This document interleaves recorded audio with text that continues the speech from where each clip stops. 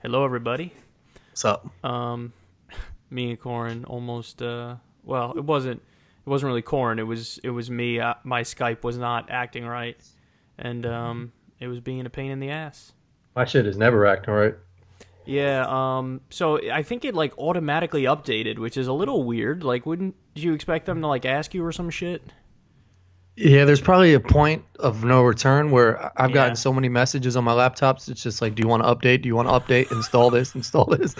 That after like 40 fucking times saying no, it's probably just like, Fuck you. fuck you. Like, we're doing this shit with or without you. Yeah. So that's what happened. I logged on and my Skype like didn't work at first, and then I restarted the computer and clicked the Skype, and it looked like it updated, and I was like, "What the fuck is this?" But I nearly had a heart attack because the call recorder that we use for this didn't pop up. Usually, I set it so that whenever I log into Skype, that automatically pops up, that call recorder. Mhm. And when it updated, it didn't pop up, and I was like, "Oh fuck." But knowing me, I don't know how to fix that shit. So what's the first thing I do? I'm going to restart it. So restarted it, came back on, it wasn't working. I was like, oh no. And I was like, all right, just restarted it one more time. I restarted it again, and then it didn't work. But then I called you. I was like, let me call him anyway and see if anything happened. So I called you, and then boom, it popped up with the call recorder thing. And Uh-huh. it was like have to update, yada yada. And I was like, okay, so now I got to update this shit too. Clicked on the update for that. The update for that was over in like 30 seconds. It was just like boom, boom, done. That's the But best when shit just works. it did hit me with a password though. Oh. And I was like, no. But then I got it on the second one. And I was like, thank God I got it on the second one. But then it It's updated, and now it's working, seemingly working like it's supposed to. it's a good feeling Happy when days.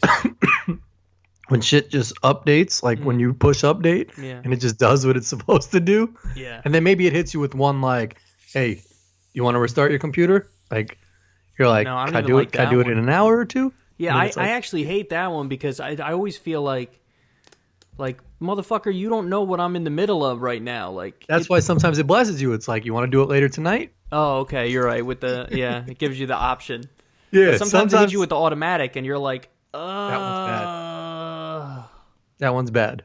Yeah, I feel like Or- PCs are worse with that than Mac. Mac is like nice to you. Like, Yeah, can Mac's click not cool. now, but PCs Yeah. are like it just boom starts doing it. I've had updates on a computer that I needed for the show that had mad clips on it that I was going to do for the show, and it starts updating like 5 minutes before the show, and I'm like, fuck. So you were like, when this is done, it's going to reset? Like, you were nervous that the shit would get lost? So like I go to turn on the computer that has all the clips for the show that day, needing it for the live show, and then when I go to turn the computer on, it's doing updates. And it's Oh, going slow, and I got 5 Oof. minutes until I'm on air. And I'm like, fuck. That's happened before. you know what pisses me off? When you're working on mad shit and then you'll get like an error message or not responding and your computer will freeze. And then your laptop will hit you with like do you want to report this to like Mac or Windows? Yeah, And what it the like, fuck is that about? like, do you think there's like, you can actually, like, cause I think one time I might have hit like, yeah, fuck it. I'm going to report this shit. Then didn't do 'Cause shit. Doesn't it do didn't anything. do anything. Yeah, Yeah. I think I clicked that once too, and nothing happened. And I was Cause like, like if your ugh. internet froze and is all fucked up, how is it going to report your error message if you have no internet? Yeah. Yeah. Like- and like, who, what is it yeah, gonna like do? who the fuck are you reporting it to anyway? It's not like That's there's what some I'm saying. dude sitting, in like India who's like, how can I help you? That doesn't happen. You heard about Facebook's new policy thing they were trying to do? No, what happened? So supposedly you can upload your like selfies and your nudes to Facebook. Oh, I did hear about that. Oh my god, that was so funny. They're like, Like what? for everything else, there's fucking algorithms that like they're like, oh, we use algorithms to figure shit out because algorithms is the only way to deal with like so much of this stuff because we got so many people on Facebook. And then for nudes, they're like, we can look at that if you want. Like, what happened to algorithms, dude? I thought you were into algorithms. What happened? They're like they'll put a would water do that? stamp on it or something like that to make sure that no one can upload it again. Yeah, but they just need a creepy ass dude named Ted sitting in fucking Washington State, beaten off to look at your pictures first. You're like, That's oh, the my worst nudes will be idea safe ever. if I show them to Ted only. Oh man, I don't know how they thought of that and someone was like, That'll work. That's a good idea. That'll We work. can market that well. People really like that. And then did you see the Amazon thing? The Amazon thing was it's a new service where they drop your package off inside the house for you. My mind just went very dirty when you said they drop your package off somewhere. Well, they will open your door. They have a key for your place. Open your door and put the package inside. So, in other words, you're giving Amazon access to your fucking house. I don't know, in a weird way, I'm sort of okay with that. Oh, no. Fuck that, man. In a weird way. Giant multinational corporation access to your house so they can just go in there. I feel like you have to trust every fucking delivery thing associated with them is totally legit. That's true. But I feel like if they somehow like signed up to be a delivery driver and has all their background information, now I'm second guessing it. No, because they could text their boy and just be like, "Yo, I got the key to this person's house." And even if they do it like with drones or some shit, I don't want some weird ass machine logging data about my place into the. It's just not just no. And the Onion was mocking this, and they did an article, and the title was "Popular New Amazon Feature Comes to Your House and Just Kills You." It's true. Yeah, they get away with whatever they want. Yo, man, I got to bring it up right up front. No more fucking around. Louis C.K., you got to tell me what you think about all this. Because for everybody who doesn't know, Corin is the biggest Louis C.K. fan. I mean, I love Louis C.K., but you were the number. You were talking about him before anybody was talking about him. And you saw him live. How many times did you see him live? Once, twice? So he came to the college I went to, SUNY Cortland, back when I was, I think, so I transferred there. So I was a junior. So my junior year, he came there before he was even big. Yeah, when that he was doing sort his of show before on, he blew up, or like right around the time. Lucky Louie or some shit on HBO, Yeah. Mm-hmm. which I hadn't even watched, but I just heard. I was like, fuck it, it's something to do. I think it was a Friday night or something like that. And he was like making jokes. Like he made a joke about like Hitler and like the Holocaust and all this stuff. And I was like, all right, he's like he's on the edge. Chances, yeah. Yeah. But he was like funny. And then I started really following him a little bit more. I saw him at Radio City Music Hall. He was funny. I watched it, like looking back on it. He's a funny dude because he just thinks differently. You know, he would think outside the box and put himself in situation like he'd be in a regular situation but think about it differently. You know? I always found that whenever he was talking about a topic, it would be like. I would go, oh, that you're right. Like that's a good point, and it made me laugh. Like I always feel like he would say something, and it would just clarify something for me, and I'm like, yeah, that's true. That's true. He has a lot of jokes like that. But it's very easy to see looking back now, like all the topics he spoke about, stuff like some of the stuff that you cringed on, like when he spoke on, you'd be like, ooh, why would he go there? You know, and now it's like, okay, he like went what, there for because example? I'm curious. Gave you the cringe? I mean, like one of his biggest jokes was like bag of dicks, you know, like suck on a bag of dicks or something like that, which is like it was funny. Though. Yeah, it was funny. He did a lot of like masturbation jokes. You know, he'd take the microphone and like turn it over or whatever like that, and like. But so you're saying you think that was like subconscious, like him kind of almost like letting his kinks seep out while he's on stage, that he's got these kinds of weird sexual issues, or no? Yeah, I think so. And now they have people like the name of his new movie was like I Love You Daddy. It's just like, you know, like I don't know. Apparently that's about like his daughters or whatever. Well, the rumors I thought were like addressed in there or something. Yeah, I don't know, man. He's like you look back on these things, and even his TV show Louie, you know, I would watch it and. Like when I first watched it, I was jerking off when you turned it on. He's on screen just beating off. I would watch it, and I thought to myself, like, this show is weird. Like, you know, like it's strange and it's dark. And yeah, I never watched his cartoon, and I never watched his TV show on FX. I never watched it. All I've seen of him that I really like is his stand-up, and I've seen almost all of his stand-ups, like his big ones, and I liked them all. Yeah, but I've never seen his other stuff. Yeah, So I his mean, other stuff is different, distinctly different. You're saying it's not like his stand-up. Because yeah, but it's weird because you listen to people and you read stories and people critiquing the show and stuff, and they're like, that's it's he's on a different level. It's very the show's great. It's brilliant, and you watch it and you're like, it's just weird, and like now looking at it, it's like it was weird. okay, And his like show, sure. when you thought back like that it was weird, you'd have other people, experts telling you like, no, he's a genius and he just thinks differently, and you're like, no, it's weird. Well, yeah, it's funny how when somebody blows up, that does happen. Like somebody will blow up, and all of a sudden everything they do is categorized as like genius, right? Like, Yeah. oh my god, you're so amazing. It's like, well, no, I don't think that thing was amazing particularly. But overall, again, I only know his stand-ups. That's my limited kind of experience with Louis C.K., but I always thought he was brilliant and kind of an outside-of-the-box thinker. But, yeah, it's interesting that you think his jokes in some way like kind of let his kink slip out where because he did talk a lot about weird stuff from time to time. But yeah, so when I first read, did you read the article or no? Did you have the general idea? Yeah, I read it. Okay, so like to me, the article seemed pretty clear that or at least it heavily implied that he would he asked these girls if he could beat off, and then he just started beating off. Like he didn't wait for a response. So I actually saw some people defending him, and their defenses, I think, assumed that the women had said yes. But I don't know where they're getting that from, because the article seemed to me to indicate that they were definitely like no.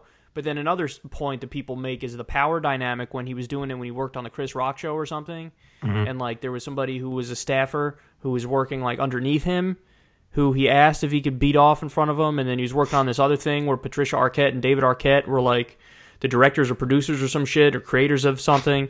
And he asked somebody who worked underneath him, and then that person was like no, and then went to Patricia Arquette and David Arquette and told them. And so, when people asked them like, hey, is this true, what, like the rumors? And they're like, yeah, he did like ask some random person who was working under him if he could beat off in front of him. But it's weird the different and then there's one where he just did it on the phone. Yeah, like and he was like lowering the shades, they said. Yeah, the phone one is, I think, super unethical, but that's not illegal. The one where he did it, where he's doing it he's asking and it's somebody who works underneath him, you can't do that, but that again is not illegal.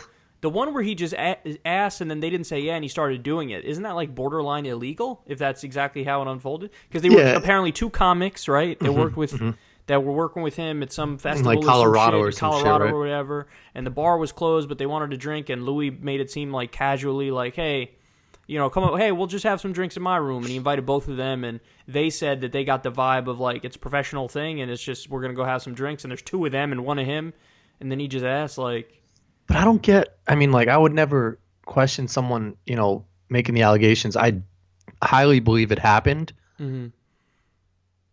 But even if I'm like if I'm in the room with like someone I idolize, like if I'm in the room with, I don't know, Kobe Bryant. Yeah, like Kristaps Porzingis or Kobe Bryant, and like he's like, yo, you want to come up to my room after the game, man, and just chill? Be like, fuck yeah, man, you got like whatever, we'll play video games. And he's like, yo, you mind if I just jerk off in front of you? I'd be like, what the fuck? Like, I don't care if he's Kobe Bryant. I don't care if he's the fucking Pope or like what.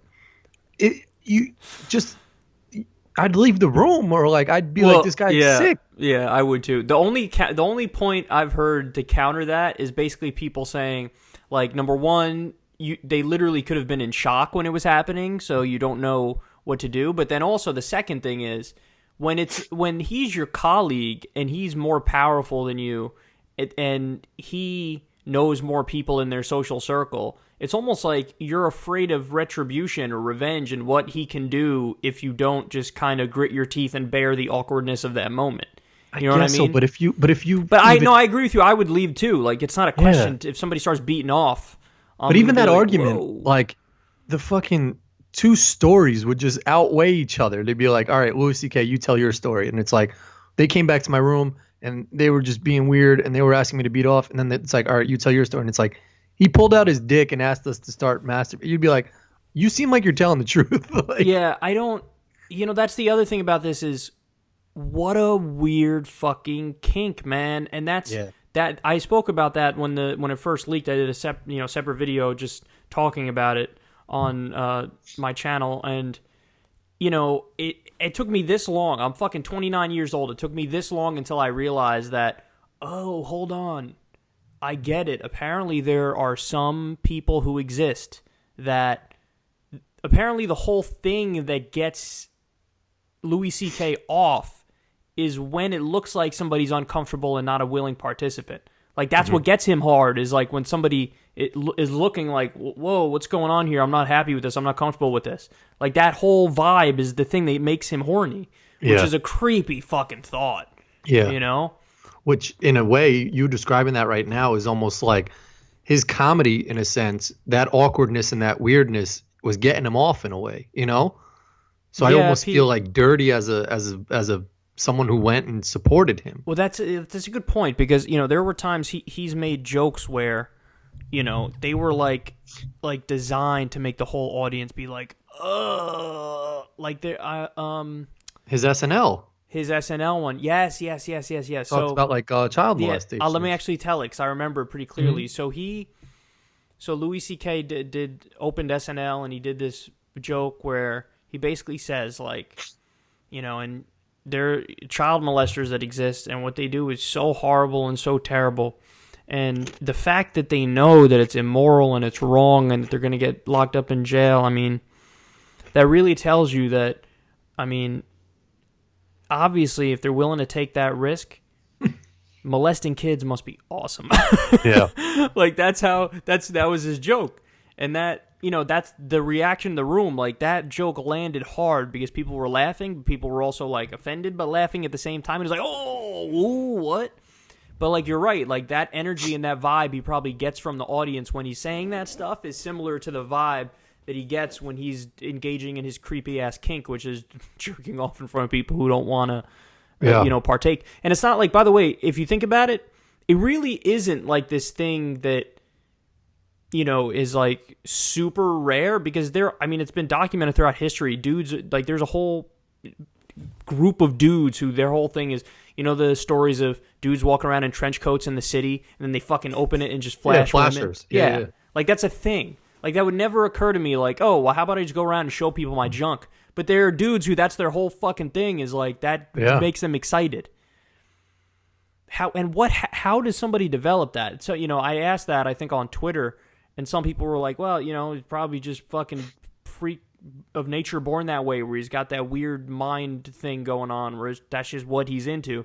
But I was thinking, well, maybe not. Maybe with something like that, there is some early childhood shit that happens that makes them like that. Like, you could imagine somebody whose mom, like, ignores the fuck out of them all the time, and then, like, the kid, to get the mom's attention, like, takes off their clothes and runs around, is like, woo, look at me! And then the mom's, like, laughs or something, and then that triggers in their mind, like, oh, that's how I get the positive attention. It's like, I'll just show women my dick. Yeah. It's so weird, man. I think he had a fucked up childhood as it is. I listened to him on Howard Stern. I think, like, his father abandoned them or something like that. Like, his father was like a Mexican dude or something like that. And I mean, I feel like you have to have a fucked up childhood to have just weird. I don't know. Is that not to have a kink like that? Yeah. Yeah. It's just strange. But it goes back to the point of, like, when can you separate someone's, like, craft from their creepiness, like, so I would ask about Ray Rice, and it's like, he still was a good football player regardless of, him beating. Oh yeah, like you're saying, do you feel bad about enjoying his comedy now? Yeah. So I don't, man. I don't. I really don't. But when you start to think about some of his comedy incorporated that weird masturbation shit. Masturbation, like, those were that was his skits. So then you're like, ooh, I don't want to associate with that shit. Maybe, but it was. I hear you, because I thought about, the first thing I thought about as you start talking about this is, with George W. Bush, I actually do kind of get mad at people who are like, oh, his paintings are good. It's like, yeah, but he's a fucking war criminal. Fuck you. You know what I mean? So, yeah, I mean, I guess somebody can make the argument of, yeah, well, Louis C.K.'s a fucking molester, so you can't like his comedy.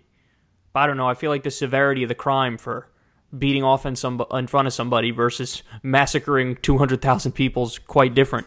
But, yeah, no, I don't know. It's weird, but I don't think I do feel bad for liking his comedy because he's funny. He's funny. And I was going to ask you, you think he's making a comeback at any point? Because I don't know. I mean, look at fucking Mel Gibson. Mel Gibson was literally caught on audio saying super racist and anti-Semitic shit. Like, not even close, not borderline, not like maybe not. No, he said he wanted his wife or his daughter or something to be raped by a pack of N-words. And he said, you know, he like openly talking about like Jews run everything. Like just super racist and anti-Semitic. And now he's in not just a movie, but like a kids-like movie that just came out. I was going to go see that shit. And he's getting like positive reviews and stuff. So I think if they just lay low long enough, you know, like if he just lays low for 2 years or a year and a half or something, then he can do the talk show circuit, go on Oprah and be like, Oprah, I had this terrible, and I feel like. But do you want to see me masturbate? He just starts beating off in front of Oprah live on TV. I feel like I forgot what I was gonna say. Oh, I feel like he would be uniquely honest. Because even with what he said in his, like, people were shitting on his statement, but he did own up to it in the statement. That's not excusing what he did, you know? Like, he owned up to it. There's some people who don't own up to it. Yeah, I mean, look at O'Reilly smearing everybody and acting like he did absolutely nothing wrong, and everybody knows that's bullshit. And the other guy, what's his name? Weinstein? No, the House of Cards guy. Kevin Spacey. Oh, his was the worst. Yeah, like he came out as I gay. don't remember, but anyway, I'm gay, so like celebrate me. And gay people were like, "Fuck you." Bitch. Yeah, like no, you can't do that, buddy. No, we don't want you. Go away. You're not part of the club. I guess I guess if you come out and just say, you know, you're a creep and that you have fucked up, you know, tendencies and all this stuff. Yeah, I mean, maybe he can have a comeback. I actually want to hear him honestly talk about it, like where he got that kink from. Because, you know, it's, okay, so there's a theory of like, nature that's really fascinating, and I don't know if I buy it, but, like, Sam Harris is one guy who's a proponent of it, and there are others who talk about it, in the whole free will versus determinism debate. Like, are you really in charge of the decisions you make? Like, are you really making those decisions? Do you really have free will? Or are you just kind of like on autopilot since you were born? And the argument that guys like Sam Harris and others make is they say, well, no, if you really get down to the core of it, you're not really making decisions because they've done studies and like the decision you're actually going to make is made before it reaches your conscious mind, if that makes any sense. So it's almost like you do it and then you assign the motives that you wanted to do it to it. I don't know if this makes any sense how I'm describing it because I'm admittedly not good at this, but basically the idea is like you're kind of on autopilot and then you rationalize it after the fact. Okay, so you do what you're going to do naturally, and then after you're like, oh no, I wanted to do that. Like when me and you go on a good diet for a while, but then after a while it's like, oh well, I'll have McDonald's this one time or have Taco Bell this one time. And basically the idea is we're not really in control. Like it's that ebb and flow of like we'll go on a good diet for 2 months and then we'll eat shitty for 2 months. We'll go on a good diet for 3 weeks and then we'll eat shitty for a week.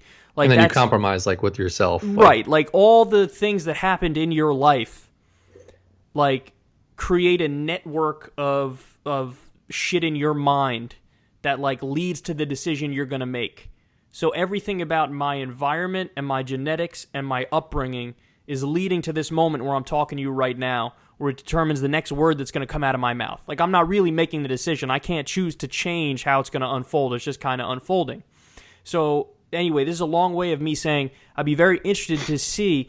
And Sam Harris makes the point, like, well, when you realize that that's what it's like, then you have nothing but sympathy for even the worst criminals. So, like, you realize, hey, they're really not in control of it. So, what you want to do is find a way to rehabilitate them or just don't like do revenge or retribution. You don't want to like put them to death.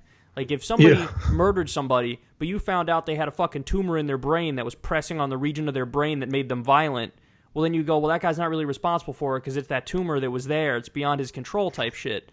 Well, that's what happens with, like, Aaron Hernandez. Like, he murdered exactly. his friend. With the CTE. Their brains are fucked up, and, like, the part of their brain that's responsible for restraint is no longer functioning properly. So when they lash out and they do these violent outbursts, yeah, they're responsible for it, but they're not really. It's not like he's a bad dude making those decisions, that he's literally damaged. Mm-hmm. So I'd be curious about what Louis has to say about this compulsion he has, because it obviously was something that was so powerful that he did it, and he knew it was wrong. And that's the sense I got from even watching the creepy moments in his stand-ups and stuff. And like, I get the sense that he knows when he's doing some fucked up shit. You know what I mean? Like, he knows that he's super flawed and all this stuff. So I'm curious to see where he feels like that comes from. Yeah, I think he knows it's fucked up, but he can't control it. Like, one of the stories I heard was he said to one of the women at one of his shows, maybe the Chris Rock show or something, like, "Hey, can I beat off in front of you?"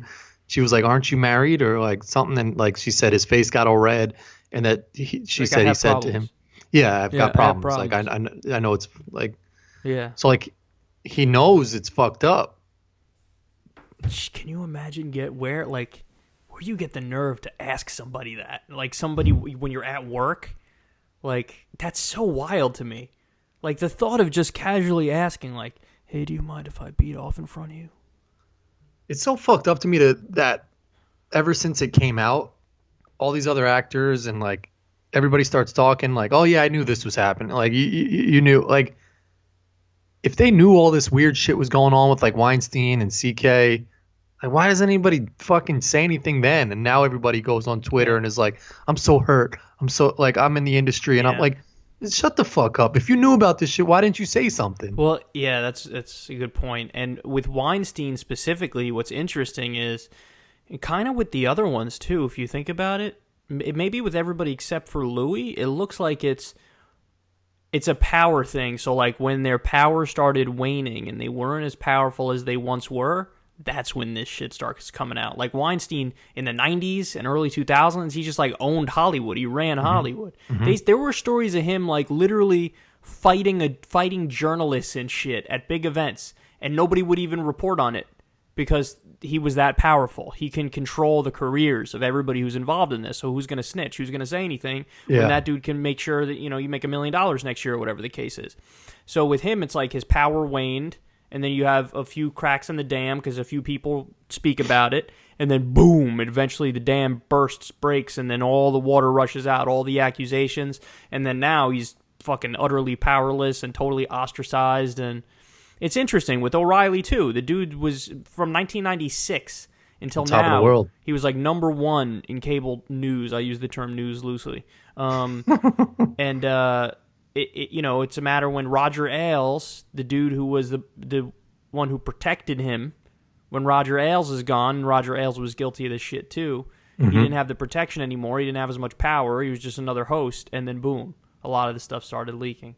So it's a power dynamic with a lot of this stuff. Nobody wants to, even if they know something's fucked up, nobody wants to be the person to blow the whistle and then they get all the repercussions. You know what I mean? Because everybody could say from the outside in, like, "Oh shit, what's happening right there is fucked up." But if you're the person who blows the whistle and all the attention goes to you and you're the source for pointing it out, well, then you get the wrath of all the power that's wielded by those people. It's like with Edward Snowden, like the U.S. government spying on everybody, like taking all of our information, without getting warrants and everything.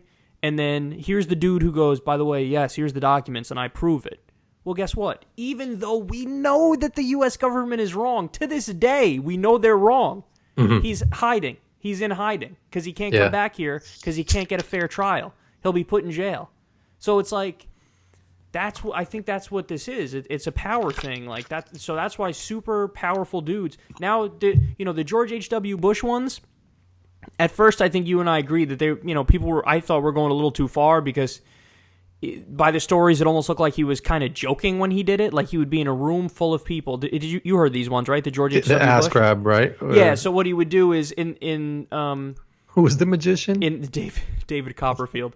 In the pictures, he would like have a woman standing next to him, and he would say to while people are around, like their husbands would be right there and shit. He'd be like, You know who my favorite magician is? And they'd be like, who? And then he'd say, David Copperfield. And then he'd squeeze the girl's ass. And then everybody would smile for the picture. Ha ha ha, look at this fucking, 1,000-year-old dude who's joking around. And then they would take the picture. So, like, I wasn't, like, super outraged by it because I thought, okay, he's just, like, he's a dude who's super old and he thinks he's allowed to do that and it's funny. Like, I genuinely didn't think he's doing it to get off for, like, creepy reasons. But then there was another story that broke where apparently it was worse than that. Like when his whole life, he's been kind of doing these creepy little things behind the scenes. Mm-hmm. And I think the most recent charge is with an underage girl. Like there was an underage girl and George H. stuff. Like, so anyway, my point is, look at the fucking pattern, man. It's all these powerful dudes. Because I think a lot of dudes, they get that power because the ends that they want are some sort of sexual gratification. You know what I mean? Like, would a dude like Harvey Weinstein be getting laid if he wasn't Harvey Weinstein? Oh, no shot. All the guys are creepy. I mean, like, CK's a disgusting dude. That's Weinstein. True. Yeah. Kevin Spacey's disgusting. Yeah. Spacey's, his case is even weirder. Did you read about all of Spacey's? And now, I just read that George Takei. George Takei. How do you say it? Takai? Something like that. One? Yeah, I saw that one. And so this dude. So for people who didn't hear this one, there's a lot to this story. George Takei. I just heard one. Okay, so let me explain. So George Takei, there was a dude who said that he was a young guy, and then he was dating somebody, and the guy broke up with him, gay guy, and like he was talking to George Takei at a bar, and they became friendly, and then George Takei at some point invited this dude to his place. And this dude had like just broken up with his boyfriend, so we thought George Takei was like just going to be a friend to him and stuff. And he got super drunk, and then he woke up, and George Takei was like, the guy like passed out, and he woke up to George Takei trying to like blow him or some shit. Oh, I didn't hear all that shit. Yeah, it's bad. Or he's like unzipping his pants or something like that. So anyway, George Takei was one of these guys who was saying every time there was a story that broke about sexual assault, he would, be on the side, tweet about it and be like, this is wrong. Consent is really important. This story breaks about him. He denies it. People do some searching. It turns out there was a clip of him on Howard Stern, George Takei. Oh yeah. I listened to this episode. And Howard was like, it was at a time when one of the other things broke, one of the other stories broke. I think it was the Weinstein story. He was like, so Weinstein, I mean, look at the stuff he was doing. I mean, that's pretty fucked up. And then, no, it was the Trump, when Trump grabbed him by the pussy. It was when that broke. And so Howard was like, geez, isn't that crazy? Like, he just fucking said it on tape. Like, I grabbed him by the pussy. I don't even wait. Like, that's crazy. He's admitting to sexual assault on tape. And, I guess you could say famous people are kind of loose like that and stuff, but, I mean, like, you, for example, George, you'd never just grab a dude by the dick. And then George is, like, silent. He's like, Howard's like, wait, would you? And then Takai's like, silent. And he's like, no, it was super awkward, because you could tell in George Takai's mind, he's, like, thinking back, and he's like, yeah, there were times I kind of, like, fucked around with people, like, maybe when I didn't know that they wanted it. And then he'd be like, no, I was good at, like, persuasion. Like, I would, And then Howard Stern was like, has anybody ever blown you on the set of Star Trek? And he was like, well, yeah, there was a guy. He's like, and Howard was like, was it a dude who was, like, under you on the totem pole? And he was like, well, no, it was an equal on the set, but in the show, he was, like, under me. But it was totally consensual, yada, yada. But anyway, the whole clip, it's only like 3-minute long clip or something, but it is super telling because you could sense that he's stumbling and he didn't answer when he was asked, like, well, you've never grabbed anybody by the dick, right? Like, Howard stumbled across the perfect question. Like, the perfect question. And George Takei couldn't answer. And then and that was so damning that he released another statement after that. And he was like, oh, yeah, no, I was joking, and I played the role of, like, pervy grandpa to make people laugh or something. There's like, no fucking role of that. And then you know what he did? Oh, this part pissed me off more than anything.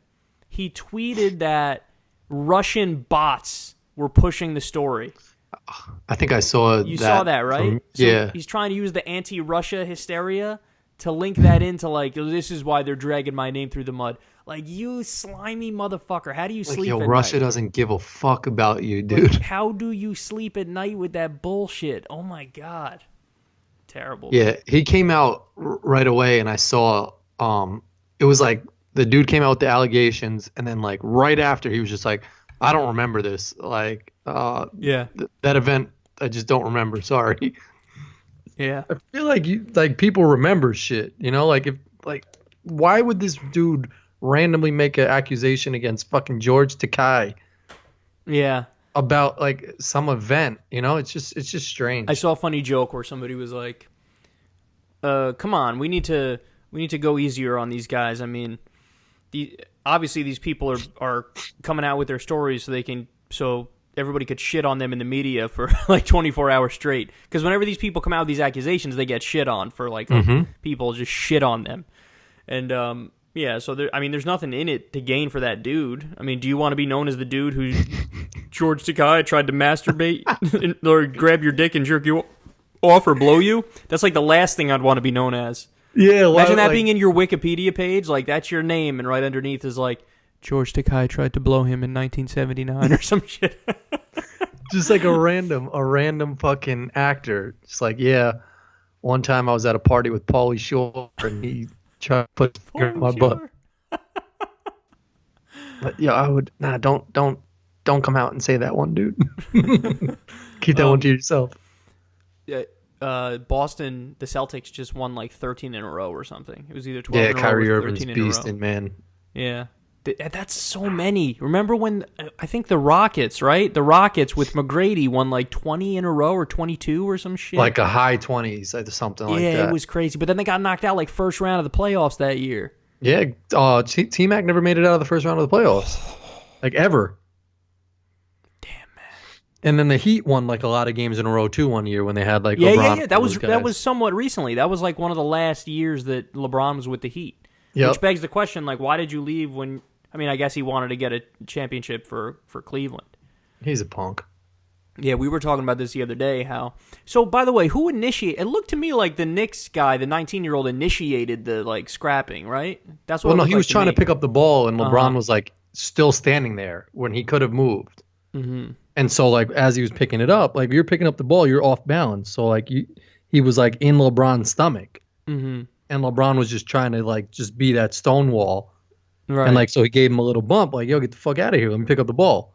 Didn't move and gave him another one and, like, another one. Yeah. And then they got face-to-face. He got pushed away. And then Cantor came in and, like... Cantor was not fucking around. He, like... I love Cantor, he man. shoved like, LeBron, and he was like, don't fucking... I think he said, like, that he's 19 or some shit. Yeah. Yeah. Like, why are you getting at him? And then every time LeBron held the ball, everybody booed in MSG. Yeah. Every time he held the ball, everybody was like, boo. Well, you saw the whole Cavs take the subway before the game? I did, yeah. I did. And LeBron apparently did some shit on Instagram or Twitter where he, like I'm the king of New York type shit. Like, Yeah. there was like a rap song, I'm the king of New York, and he played it. Oh, I don't know if he was playing, but, like, he put the camera on some random dude next to him, Mm-hmm. and the dude just dead ass, like, just didn't even realize it was, like, maybe he did realize it was LeBron, but he was just on some, like, yo, like, take me off your fucking camera. Like, the guy was just so, like, what are you doing? Was it a And white then, like, dude? it was a white guy, yeah. The only person in New York who didn't know who LeBron was. Yeah, Awkward pretty white much. Dude. But, like, if the guy did know who he was and was just on some, like, yo, don't put me on your camera, like, I fuck with that guy. That is then pretty he got funny. up and moved his seat, too. He's like in his own universe. He has no Yeah. idea. That's so funny. But I was listening to someone talk about that, and they were saying, like, if that dude was doing some shady shit, and, like, you know, it was the middle of the day in New York Probably City, had like and he was coke on in the his subway, bag or some shit. Yeah. something, or like he was like He just dipping got from coke. work to like, and LeBron, like, he's on LeBron's Instagram feed, and like Yeah. his wife sees that shit and is like, "Oh, you're on the fucking train." At Oh, 12 that's where o'clock you the are. other day?" You Yeah, seeing like, that bitch again? You went to go see that bitch again? Oh, okay. Oh, I was fucking distraught last night, man. yeah, that was a bad one. We But were that's up, every Knicks game. Knicks were up 23 points and they lost, but we're still over 500. Yeah, but that one was bad last I'm just night. always gonna come back to that. As long as we're over 500, that's always gonna be my fallback. My Yeah. fallback is gonna be Hey, we're over 500. But yeah, that was heartbreaking because we were up by so much. I got a feeling we'll play the Cavs in the playoffs again, and I think we'll make the playoffs, and we'll play the Cavs. We'll probably lose again. I wonder what it's going to look a lot different this year. The brackets, at least that's what the indications are this early, because you don't have.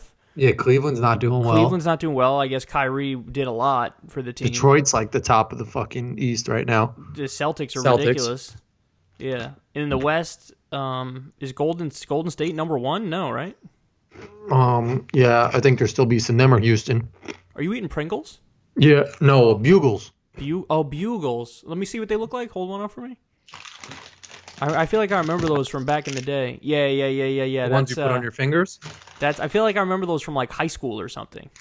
They used to have them in the vending machines. Yeah. So what are they similar to? Are they like the corn chips or no? No. Yeah, right? it's like a corn Frito-Lay flavor. type shit. So yeah, similar to a Frito-Lay. Now that you say that. Yeah. But it's got like the ridges on them. So like. I haven't had a Pringle since like probably 8 years ago. I went to the dollar store yesterday, and their candy aisle could put up a good fight against a lot of other candy stores. Oh hell yeah! Dollar stores, they knock it out of the park with the candy. Gummies. They had Bugles. They had like the hot fries. Yeah. Remember those? But you know what can never be beaten when it comes to junk food? 7-Eleven. 7-Eleven has good snack foods too. Like 89% of 7-Eleven is just shit that's terrible for you but tastes good. Yeah. Like whatever. And then they snack randomly you're have like thinking Krispy Kreme donuts in there. Yeah. Like that doesn't even make any sense, but they have it. Yeah. And then they have like the Slurpees are off the chains. And then you can get the Sour Patch straw in your Slurpee. Sour Patch straws are my favorite. But it freezes up sometimes. So like when you try to I never had it in the Slurpee before. But I love the Sour Patch straws were my absolute favorite for the longest time. Oh, you never got it in the Slurpee? No. I've only had maybe like 5 or 10 Slurpees in my life. Pause. Those always sound like a good move. Like the Sour Patch straw sounds like a good idea for your Slurpee, but it freezes. Right. And then you want to eat the sour thing before it like gets all melty and wet and like not sour anymore. Yeah. Then you don't have a straw. Then you got to put your dick in there. Then you got to beat off like Louis C.K. in front of a stranger because of your situation. And then the other thing is, those like in a cappuccino or a hot chocolate, those straws. That's like a cracker cookie. Straws. It's like a chocolate swirly cookie. Straw. Oh yeah. Those are pretty good. I like those things, but you can't have it wet. You can't have it with the shit on it. That's what I'm saying. Yeah, like, you got to just have it regular. It sounds like a good idea when they ask you at Starbucks, like, "Do you want the cookie straw?" And you're like, "Hell yeah!" Then you have it, and you're like, "That's a bad idea." Yeah, well, you got to be like, just give me some cookie straws separately, and just give me a regular straw. Yeah, because the cookie straws are good like that. Did I tell you about my weird Sunday yet, or no? Did I text you about it? No, but I want to hear if you ever did your hot yoga, because I got a feeling you didn't do that. Oh, okay, no, so I didn't, but I tried. So I'm serious. I didn't, but I tried. So let me explain to everybody. So I went over there. I live really close to the place. I had to go pick up some orange juice anyway. So I went to the place to go get some orange juice, and it's right next to it, the hot yoga place. So I was like, oh, I'm going to go in and I'm going to figure out, because I knew the time in the class I wanted to go to. Mm-hmm. So anyway, it's like the middle of the day. I go there, and I see somebody in there, like, vacuuming and shit, and I go to open the door. Lights are on, everything. I go to open the door is locked. I'm like, that's weird.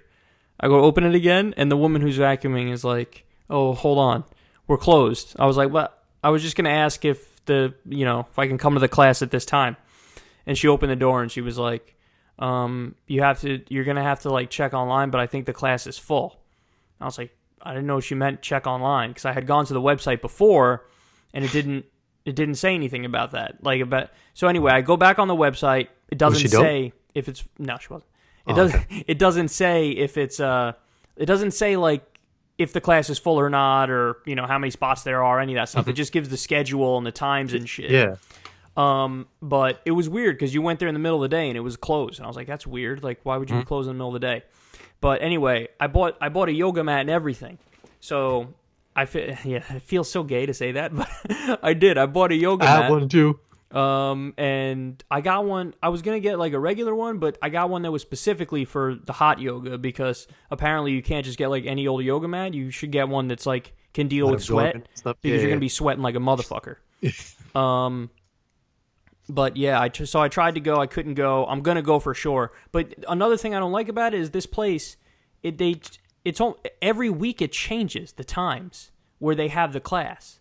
Like it's not set like okay every Wednesday or every Thursday there's a 1 o'clock class. Yeah. It's not like that.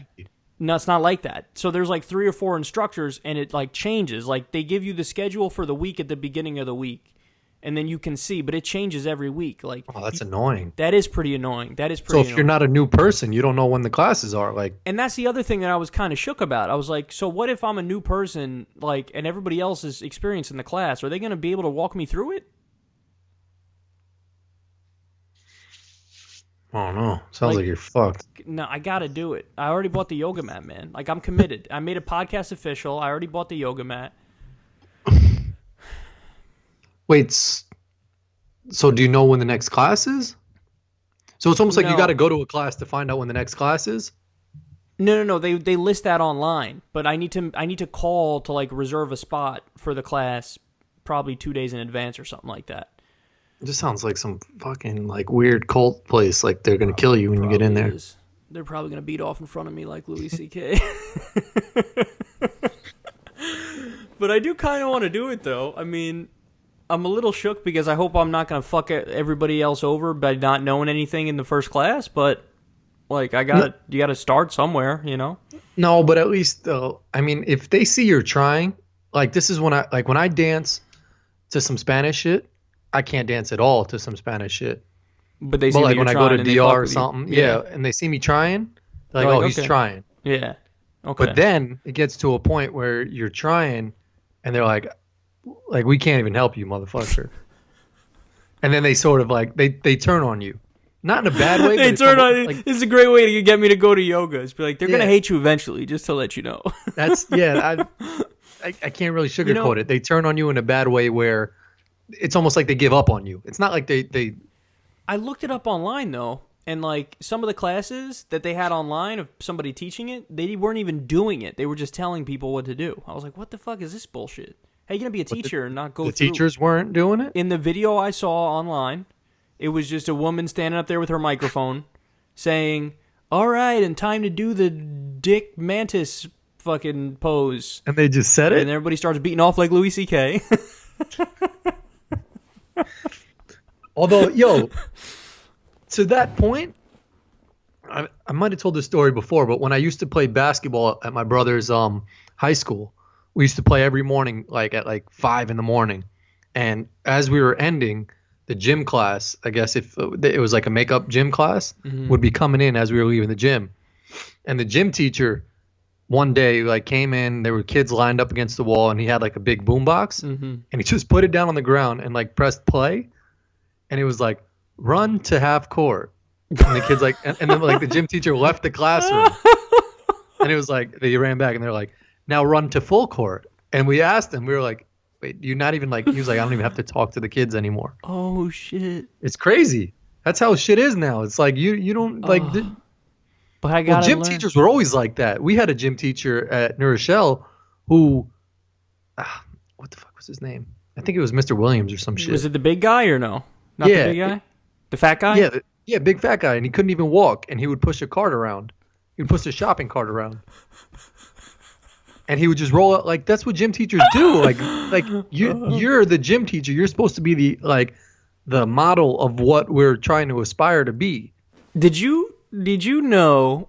Motherfucker couldn't even walk. Did you know I literally failed gym on purpose a few times in high school? Why? I used to love gym. You know the story behind this? No. Let me tell you the story behind this. You'll fuck with this story. I used to hate when people never got changed for gym. I would be like, yo, wait. Like, so let me tell you. So first of all, let me just preface this by saying I love gym too because as long as you're doing shit that's fun gym shit. Yeah. But there was like 1 or 2 years where we were forced to swim. You remember this? I think so. Did you swim? I think so. Number one, I did everything in gym class. I love some that motherfucker shit. had gotten gangrene in that pool. Oh yeah. Oh well, that was a rumor that some grimy That shit was shit in was our not a pool. rumor. That shit was real life. Somebody got a cut and then they got gangrene from our fucking pool. So What the hell's gangrene? I was like, number one, I'm not going in that shit because I'm not getting gangrene. Number two, this was like the height of my fucking skin breaking out and shit. So I straight covered up my face with wherever I had a blemish. I would literally take my mom's fucking cover up thing and dot it on my face to cover my blemishes because it was bad. I used to use some cover up on like Yeah. the pimples by my my Now, lip. at the time, I would have never admitted that. I would have been mortified to admit that because then people like, "Ha ha, you're dude and you're wearing makeup, ha ha ha." But no, that shit was. I had terrible fucking deep cystic acne, and I needed to fucking cover it up. So I would just dot that cover up right on there. So between the fact that somebody had gotten gangrene in the pool and the fact that I was super self-conscious about my skin and I had genuinely shitty skin that I needed to cover up the stuff. And by the way, this was probably, I don't know what grade it was, but I think it was pre me working out. So I was like a little skinny twig boy. I don't want fucking anybody to see my arms and shit. Like, so anyway, all this shit put together, and they wanted you to swim. It was like fucking winter or some shit outside. So all that, I was like, I had gone to gym on the regular up to that point, and then I was like, nope, I'm not doing it. And then I tried to get out of going into the thing, and the gym teacher was like, no, you can't get out. Like, you have to swim. I was like, you can't have to fucking swim. I'm not getting in there. Yeah. And so anyway, I literally stopped going to gym. And they say, I think the number, you can't miss a certain number of classes or you fail. I missed that number from just missing the swimming classes. So then the rest of the year, I took off. And then guess what? You learn this, that if you fail gym, all you have to do is go to gym in the summer. And you ready for what you have to do? Walk around the track. Yeah. Every class is you go to gym in the summer. Like, you got to show up to school in the summer? Just the track is where you show up. So you show up to the track in the summer, and I think you do it like once or twice a week, and you only do it like for 4 or 8 classes, I think it is. It's only like 4 or 8 classes. And you just walk around the track. I don't remember how many times. I want to say it was like 8 times or some shit. And you could bounce? And then you could bounce. And so I literally did the calculation on it, and I went, well, hold on now. I did it that one year because I didn't want to swim. The next year I was like, why don't I just do it on purpose?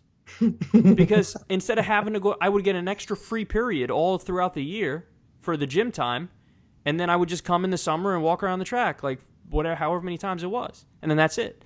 And so I did it on purpose because I did the math, and I was like, it makes more sense for me to just miss it.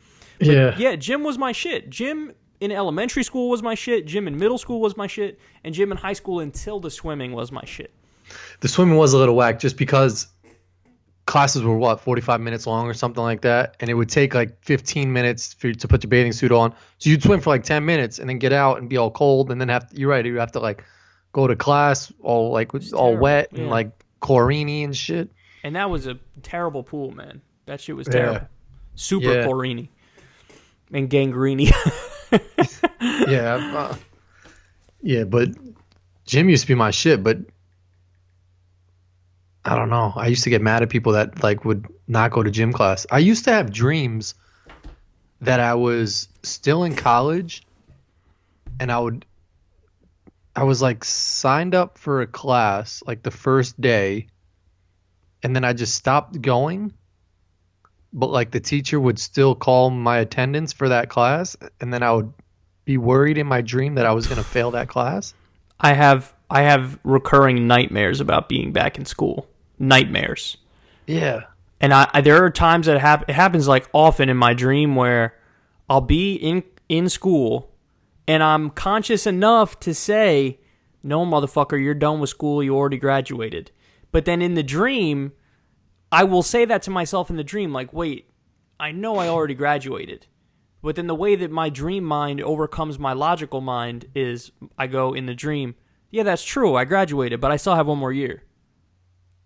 Like, my dream mind would override my logical mind and be like, yeah, okay, yeah, sure, I'm done with school. I'm done, but I just have this one more year.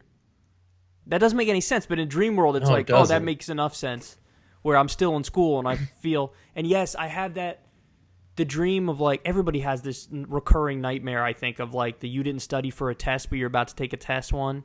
Like you have no clue what's on it. Like a math That was test. every day for me. That was dreaming or not dreaming. Yeah.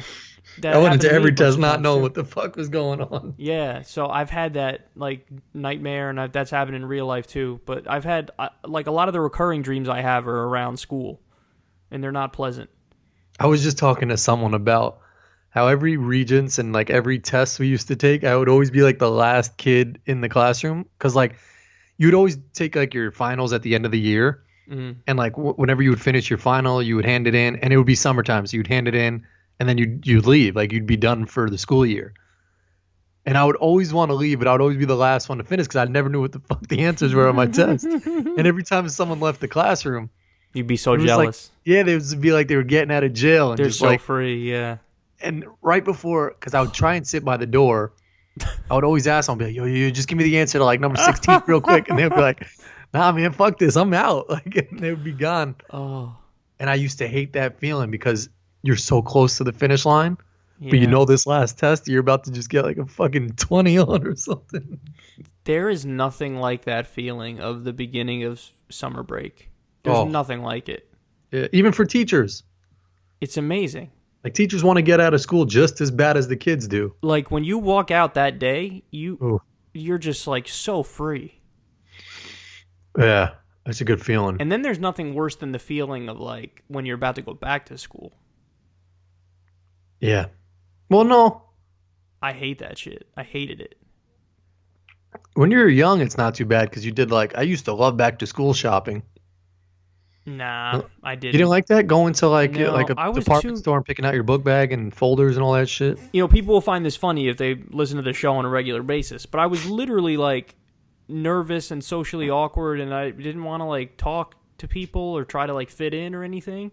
We still don't. So, true, but like it was powerful. Like I was like I don't want to fucking like I was afraid of people judging me and shit and like not thinking I'm cool, and you're like, I got to go back, and you just start worrying about the social angle of it, you know? Or at least I did, where I was like, I don't want to have to deal with any of that shit. Where it feels like it's a fucking game of jockeying for position for cool points. Yeah. Like a dog-eat-dog world of coolness out there type thing. Try fucking, I came to a new school in 7th grade and like that times a million where it's just like, I don't know anybody in this shit. But you super quickly, you became like really cool with everybody. Like I remember it. I remember when you came. Because I was there. I was there in 6th grade. You came there in 7th grade. Yeah. And then you were just cool with everybody like instantly, it felt like. Yeah, I mean, I try to make friends, but it's fucking tough. Like, it's a tough thing when people say like we're moving or like parents divorced and shit like that, and they have to move to a new school and like fucking make new friends. That like kids are grimy at that age. Yeah, that's true. That is true. And for you to just have that like uprooted, like you were used to some shit, and then you got to go to this whole other thing. It's like, why would you do this? Yeah. Think about how many fucking schools there are in the world. So many. Just like there's so many fucking little neighborhoods with schools and kids in every single school. And each one of those people has their own like unique story and their own. Each one has their own story. Each one experience. remembers teachers. Yeah. Like, yeah. It's really crazy when you think about it. How wide, you know. There's so many fucking schools. Like you watch Ellen, and it's just like there's this great teacher in Washington D.C. and like you're just like, where the fuck is she? Like, like she's like changing people's lives and like somewhere. I don't know. She's just beating off in front of people like Louis C.K. Yeah, pretty much. I'm just gonna keep making that joke the rest of the show in case everybody is unaware of that. Okay. No, but back to fucking Louis C.K. It's just. You can look back on some shit and be like, yeah, that was weird.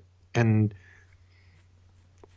I think in a few years, if he lays low, he'll be able to come back and at least 100% be on some regular comedian shit where he goes. Well, because he's a comedian. Yeah, like comedians live in that weird world like that where they can say weird shit. But for a hot minute, even the clubs that host him now are not going to want to host him. Oh, hell no. Yeah, like that's what I'm saying. Like even all those comedy clubs in LA that are super fucking, and in New York that are like really open-minded and shit, for a while they'll be like, we don't know about that.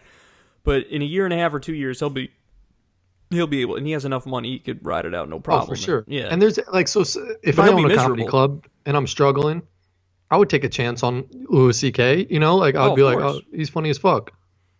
In a few years, I think he'll be back, and he'll be back in full. You heard about O.J. Simpson got kicked out of like a Las Vegas club or some shit, or a Las Vegas bar? No. He was like really drunk or something like that. I didn't see the whole story, but I just heard he got kicked out of a Las Vegas like bar or something like that. Bizarre life, and like everything about his life. Like I was watching a movie, Top Gun, not Top Gun. What the fuck wasn't some shit like that? No, not Top Gun, like the comedy movie with what's his face? Was it Rodney Dangerfield or no? I'm fucking this. Oh, I'm fucking this up so much. What the I think I know what you're talking about. Leslie Nielsen. Yeah. And what's the name of the fucking movie?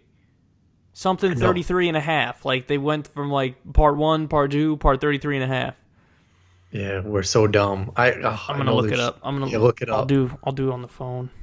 Fuck. We'll get it. Hold on. I'm usually good with knowing this random shit, but Leslie Nielsen. Oh, I don't want you to tell me because I want to get Simpson. Okay, so I'll tell you in 1 second. Oh, Naked Gun, not Top Gun. Naked Gun. Yeah.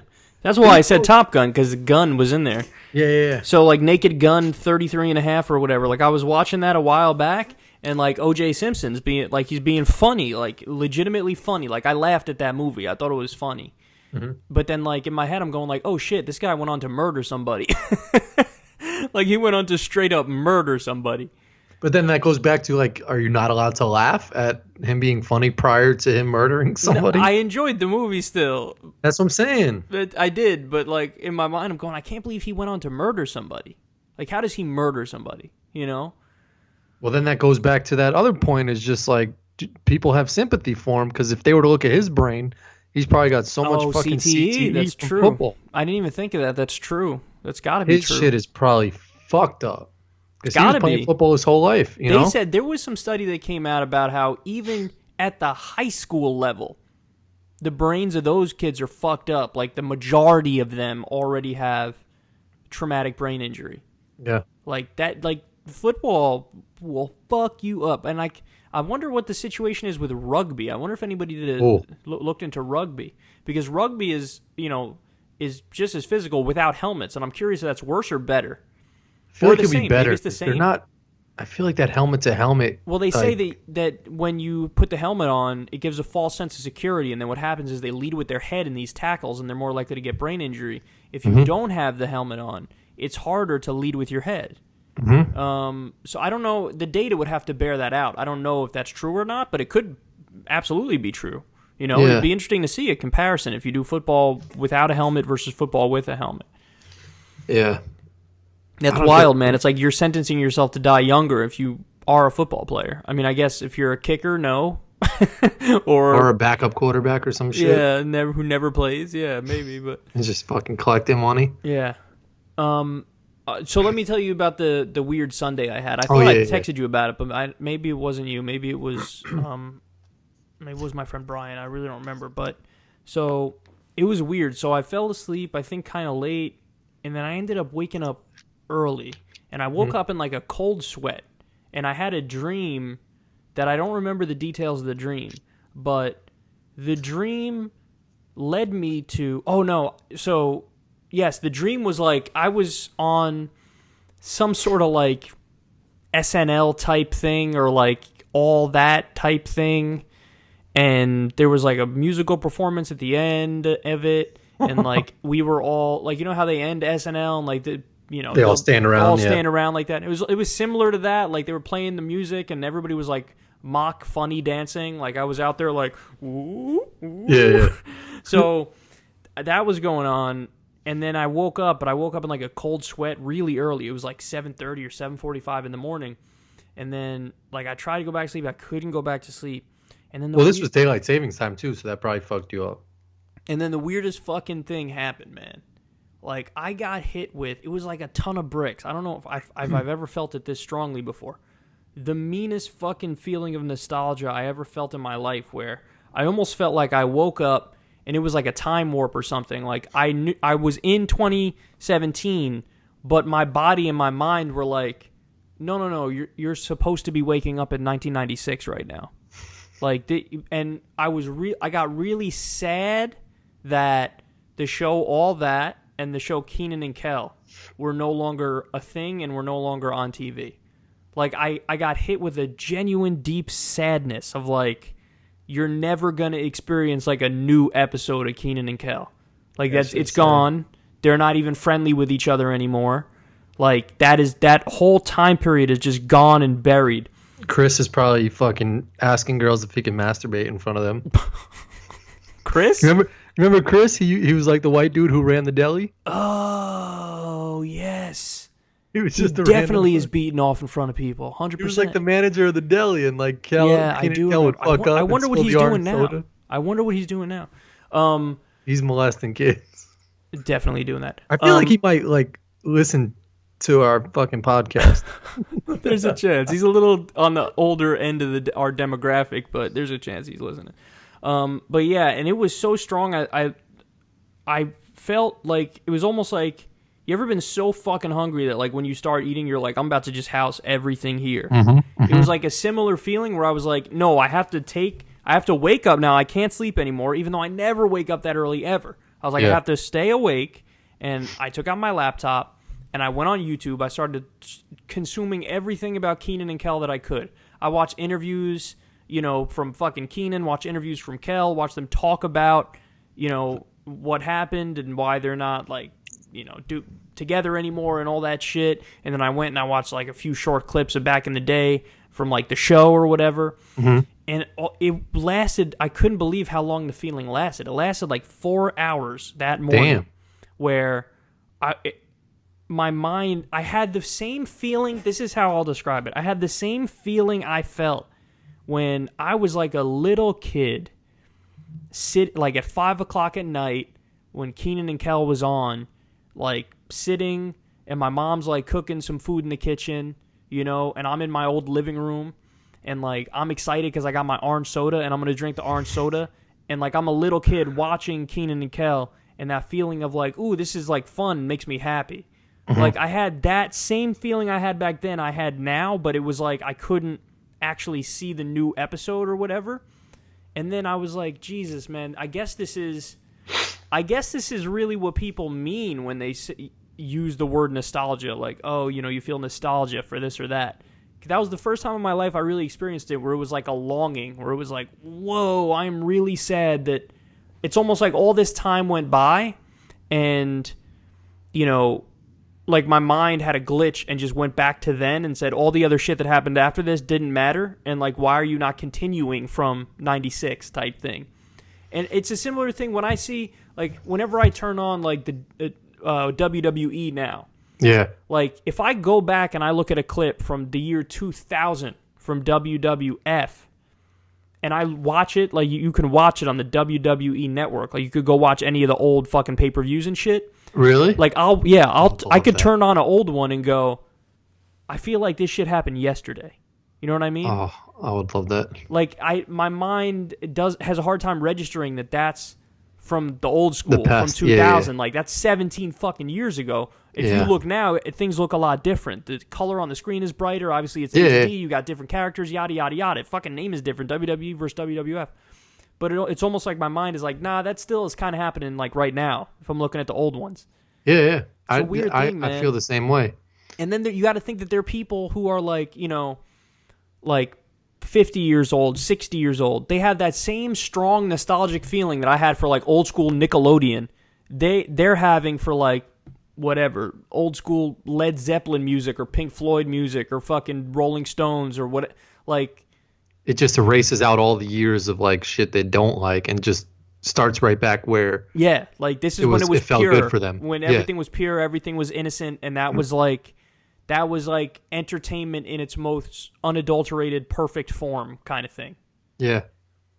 It was weird. I really, I liked the idea of nostalgia, but feeling that extreme feeling, I didn't like it. I was like, because then I had to start thinking like, you gotta like binge. It's almost like it's like a cocaine of Kenan and Kel. You gotta like, that was like yourself with the only way to get it out so much. Yeah, of course. But it made me want to like, I had to logically think about it after the fact and go, you start thinking like they don't make shit like this anymore. Like now the shit is not as good and yada yada. But then you got to think no, because you got to try to create something or find something that is not only equal to the feeling you had back then, but even better. Like that's the thought. That's the comforting thought of like you got to find something even better. That's a whole new frontier kind of thought.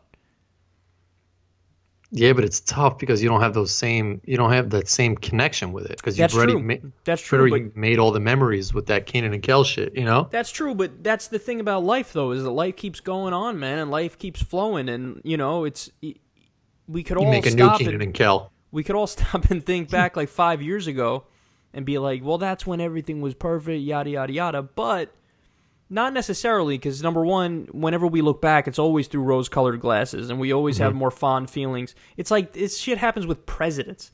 George Bush had a 22% approval rating when he left office. Now his shit is like 60% or something ridiculous.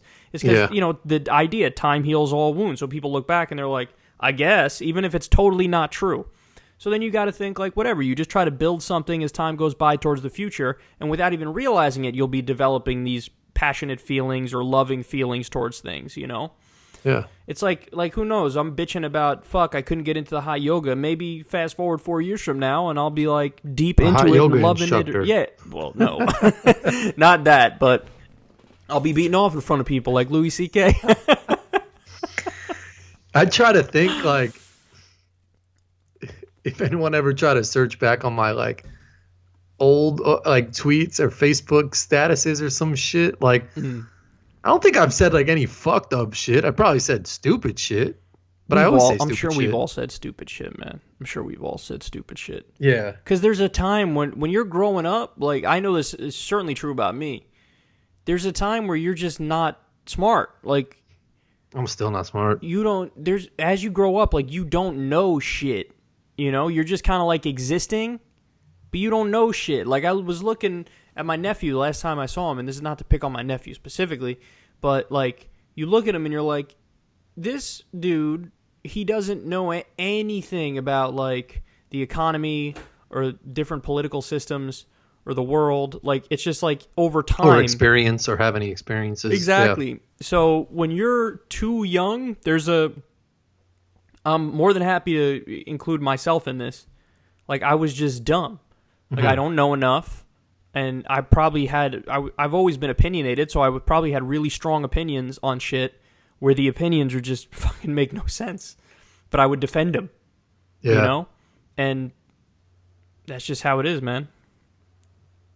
It's crazy that people can go back so far, find some shit like that you've said, not you, but like a celebrity or something, and hold that to them like they said that shit yesterday, Yeah, well, do they do that with words, or is it just the beating off? With tweets and shit like that. I mean, like... yeah, tweets, I guess they do that. But some of them really are bad. Like Yeah, they are. But then again, there's some shit that you should just know, even when you're old enough to fucking tweet that shit is dumb or offensive to people. Well, that's the thing with Trump specifically. Like one of the things people said about the Access Hollywood tape is like that shit was like 10 years ago or whatever it was.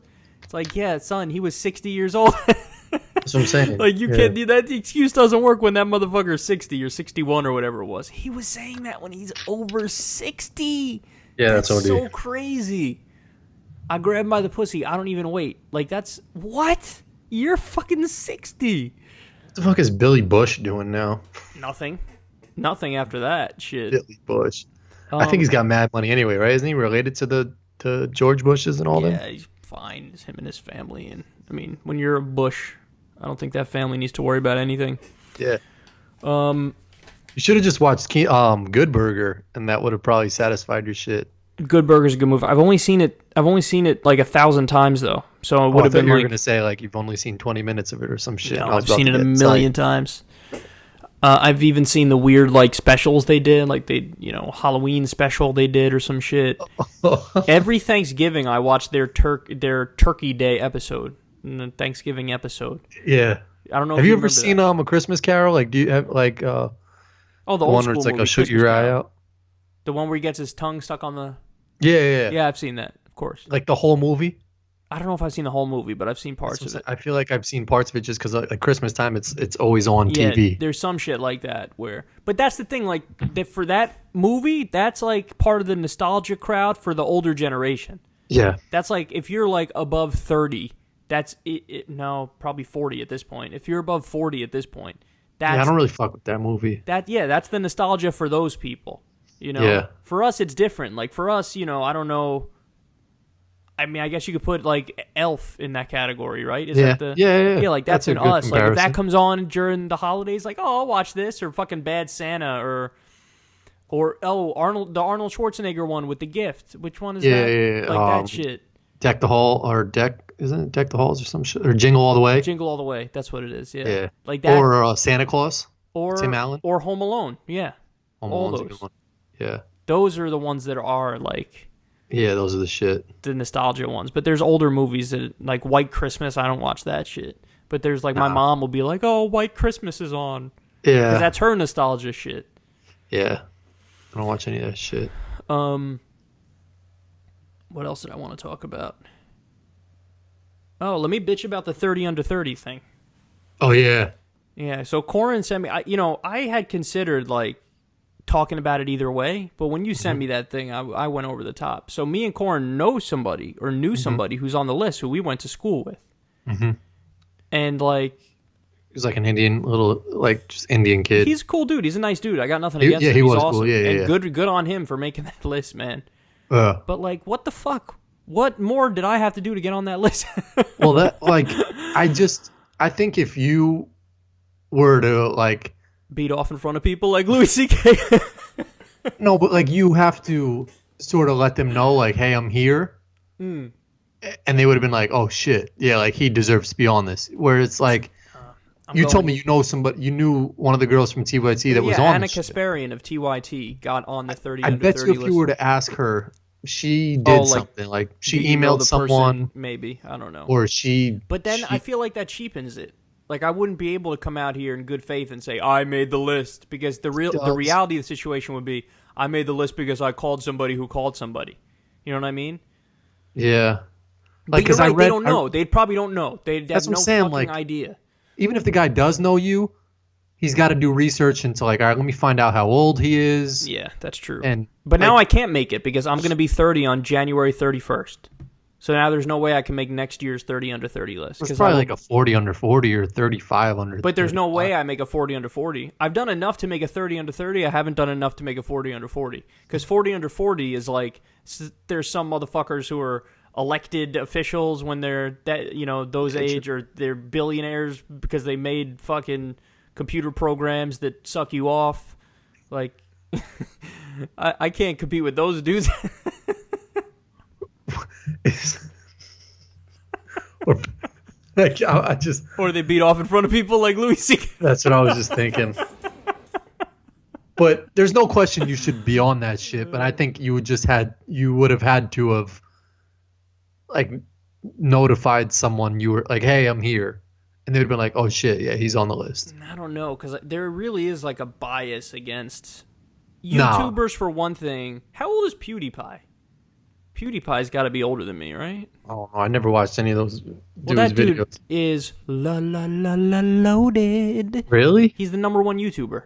Number one. He's got like over 40 million subscribers. It's And he talks about whatever. He's like a gamer. He'll talk about whatever, and he plays video games. People love him. Yeah. But I don't know how old he is. I think he's older than me. Yeah, I would have never known who PewDiePie was. I still don't. And he's way bigger than me. That's what I'm saying. Yeah. So maybe I don't belong on that list.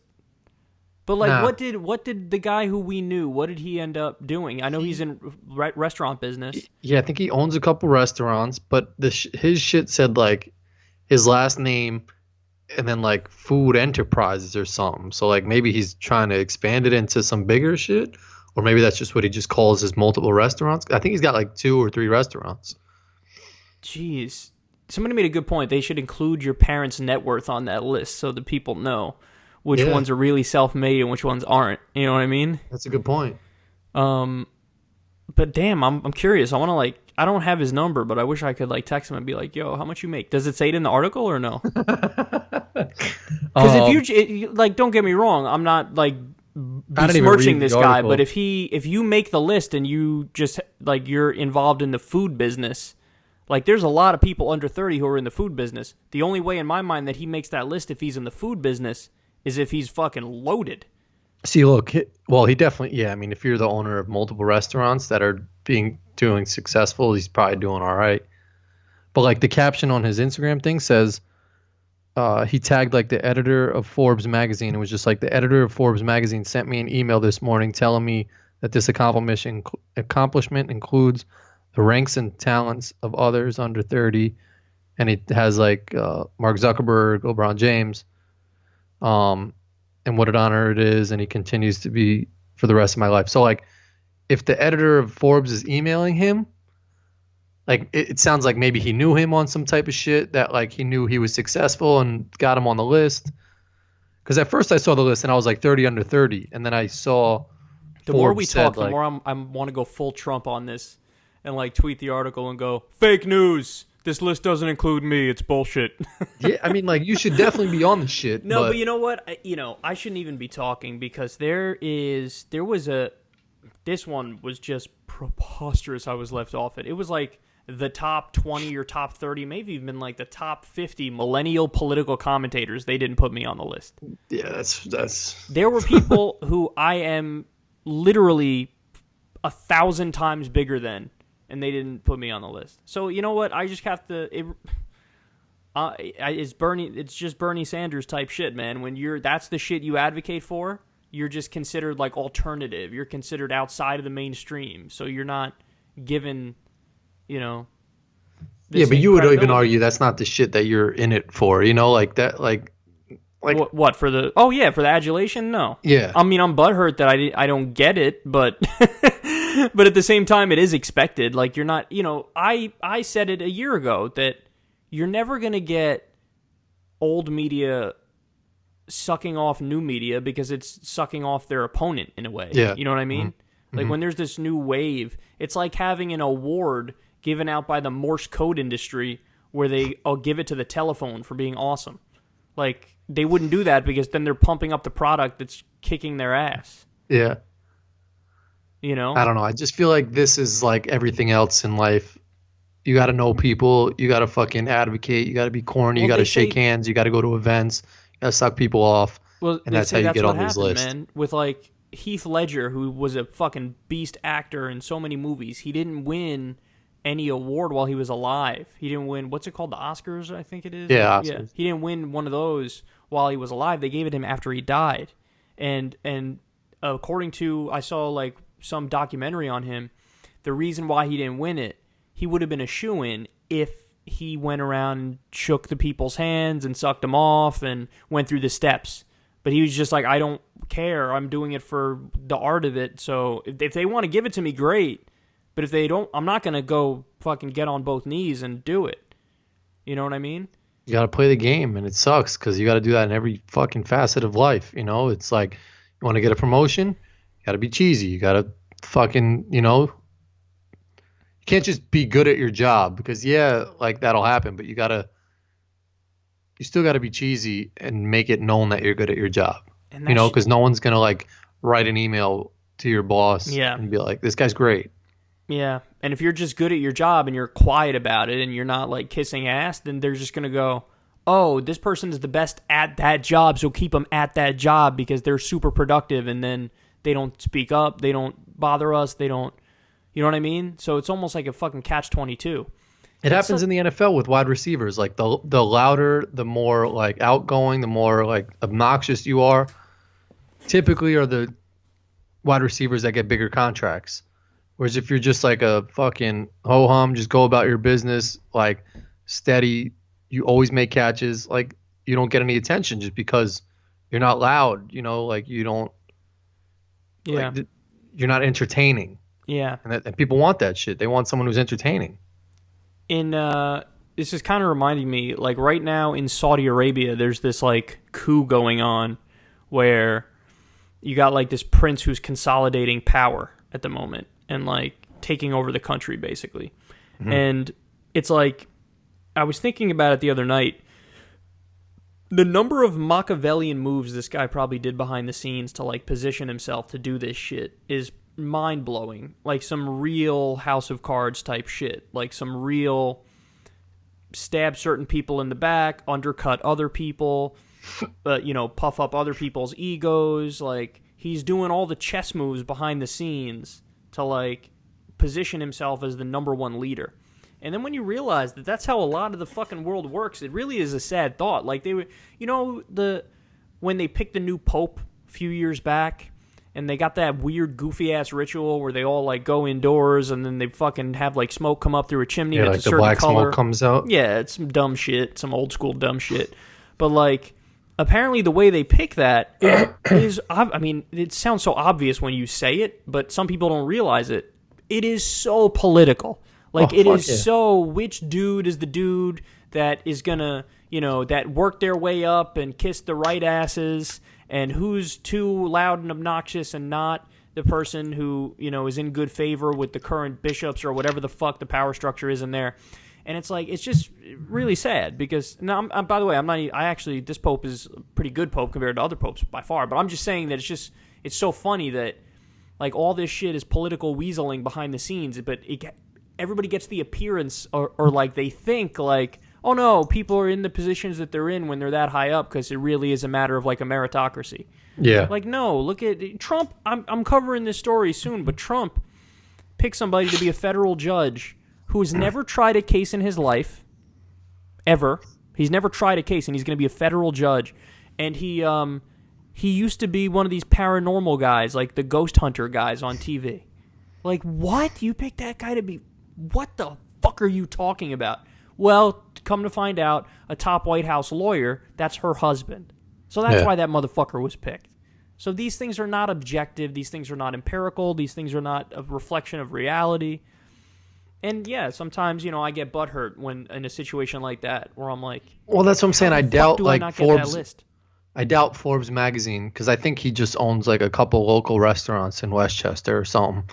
I doubt Forbes magazine was just driving around the whole U.S. and like stumbled upon him. Oh, like, somebody who's under 30 owns these restaurants. Yeah, they had to know somebody who. That's what I'm saying. Oh, my like, boy so here. It's like I wouldn't even get tight about that, like, because it's just like, if they knew you, you'd be on that shit. But that is quite like a fucking ego boost Trump style there. Imagine being able to put up in your fucking office like a magazine, like I was 30 under 30. Like, what? And I don't even like Forbes. Forbes is, and that's the other thing. It's not, thank God, it's not like if I made that list, they better put a fucking little addendum, like person on the list who makes the least amount of money. All those lists are fucking stupid. I was watching The Voice before we started the podcast. My wife watches that shit, and it's so stupid. But Blake Shelton or whatever, was voted sexiest man alive.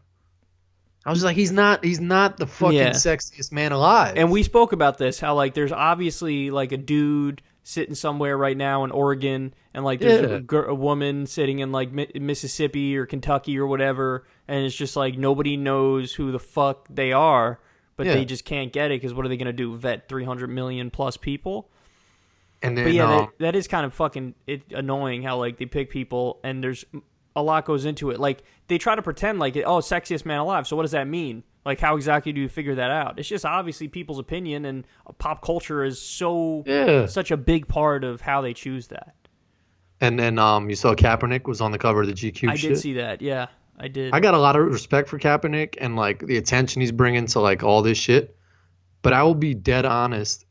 I haven't heard him speak ever or like comment on anything, like funny. Or do an interview. A little bit. Have you seen him do an interview and like really be like intricate on like talking about shit? Well, I really like what he said during the election because he really shit on Trump and Hillary. He was not fucking around. Really? Like, yeah, he was like, we have one person who's like almost like an open bigot and racist, and he's terrible for the country. And then we have this other person who's the status quo in the establishment and is deeply corrupt. And I was like, damn, Cap, okay, I see you. But have you seen him give like long interviews? And no, like, really... but I haven't looked for them, to be fair. I haven't really looked for him. I just feel like he'd be more like I'd see him more on TV doing interviews or like on CNN or like even like wherever, Fox News Yeah. or morning shows or late night shows. Everything on his Twitter is retweeted. And I got nothing against him. I'm not. I love what he's doing, but like everything's retweeted. I've never seen him really speak. Yeah. It's almost just like everybody's building this dude up, but he's never said a word. And then the story breaks tomorrow. He's beaten off in front of people like Louis C.K. Yeah, like, I'm just kidding, everybody. Relax. I'm just kidding. As if they couldn't tell I was kidding, since I made that same joke 1,000 times in this episode. Yeah, he's donated. It's so funny because I see all these conservatives trying to shit on him, where they're like, they try to make the point of like, oh yeah, why hasn't he done anything for like the inner cities? And then like, all you have to do is do a quick search and you find out he's given a tremendous amount of money to like charity for inner city kids and like all the shit that's like that the right wingers just kind of trot out as like, just say this in response because they don't have an answer to it. Like, no, he's actually done all that shit. Yeah. Yeah, it's so funny. It's they don't know. They just say shit. That shit. And then I saw someone try to say that the Roy Moore guy was a Democrat when he was molesting. Limbaugh. Yeah. That's literally. Oh, I think I saw you. It was Rush Limbaugh's entire career has been made on doing that same point over and over. He literally has one argument he's made from the beginning of his show until today. And that argument is Democrats suck, Republicans are awesome. And there are times where it just comes across, because it is, as the hackiest fucking thing you've ever heard. And what he did is he said, at the time Roy Moore was molesting these kids, Roy Moore's a Democrat. What the fuck does that have to do with anything? What does that have to do with anything? Nothing. What is it? Is the argument supposed to be that like there's something unique about child molesting that is to Democrats? Like it only Democrats do that or something? Because he's literally made that argument when it comes to like mass shootings. I've heard him make the argument where he's like, it's always Democrats who do the mass shootings. Is there anything that this guy just doesn't go, oh, just Democrats' fault? Like everything is just default. That's his whole show. His whole trick is just, oh, that's all Democrats' fault. Like that's the fucking intellectual level you're stuck on. Because meanwhile, look at somebody like me or there are many commentators on the left who immediately they'll be like, when the Democrats fuck up, like, oh, the Democrats fucked up here. Like that's fucked up. Like Obama did drone strikes, killed 90% civilians. That's fucked up. I'll talk about it, no problem. But for him, I would never say that. Never would he disagree with Republicans. Every point he makes somehow comes back to his beloved Republicans are perfect. And the Democrats, it's all Democrats' fault, bro. So, yeah, he's a child, and he's an idiot. Weird. Indeed. All right, I think we'll wrap it up here. I watched, did you watch the 30 for 30 on Ric Flair? I didn't, because I didn't DVR it. Oh, you got to try and find out when it's on next. It might be on, I might be able to get it like on demand now, I think, probably, right? It's been long enough. Yeah, or ESPN2 probably plays that shit at like fucking 4:37 in the morning. Yeah. It was good, right? It was good? MAGA. They were saying it might have been one of the best ones. They're great, 30 for 30. Ric Flair's story was fucking interesting, man. Have they done one on Mike Tyson or no? I think they did one on, they might have done a 30 for, they have 30 for 30, and then they have 30 for 30 shorts. Okay. Which are just like little quick hitters. Yeah. They might have done one on Tyson and that guy, Gus, whatever. Customato, yeah. Customato? Yeah. They might have, but I could be totally wrong. Yeah, those are good. I liked the old school, the Showtime Kobe in his own words documentary. That was good. Did you ever see that? Yeah, Muse that or was whatever. Muse, yeah. That was good. Yeah, that was good. But yeah, the Flair shit was good, man. It just shows that like, because I don't know a lot about his life, and I know there's. But you knew he was one of the GOATs, like wrestlers. Sure, you know, like he got it off the ground. Him, Hulk Hogan. Yeah, and it just shows like how he couldn't really separate his wrestler persona from real life. Yeah. And that happens with a lot of wrestlers. And sure, that shit was good. It was fucking good. And his life's a little fucked up. His son died of like an overdose or some shit, like black tar heroin or something. Jesus Christ. Yeah. It's fucked up, but it was a good one. I'll have to check that out. Mm-hmm. All right, guys. We love you, and we'll talk to you soon. Peace.